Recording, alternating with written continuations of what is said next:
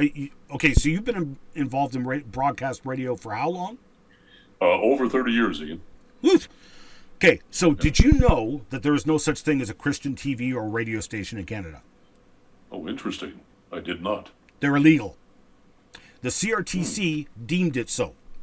Now, I found this out in the early 80s through a friend. We all call him Beaver. His own parents call him Beaver. He's a very ambitious guy. He ran a Christian music radio program from about 1979 to 1981. He's my best friend.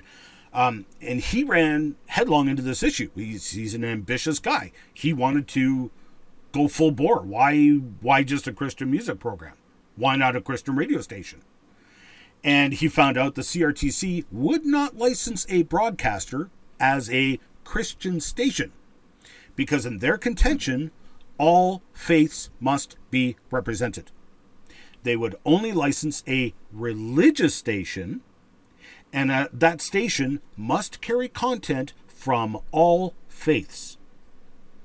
So this is a ridiculous, absurd stipulation that was concocted in the 70s.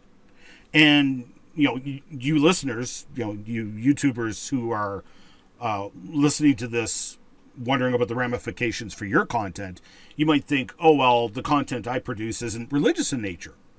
Well, yeah, wait for it. This is going to apply to you real quick.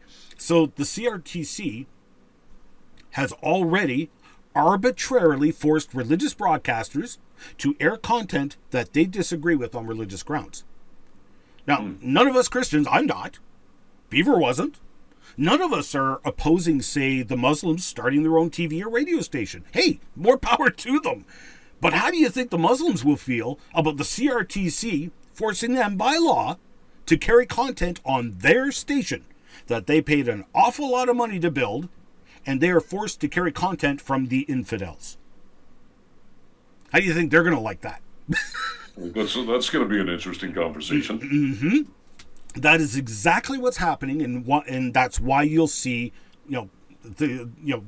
Christian broadcasters or whatever airing Muslim shows or insights from Vishnu or whatever.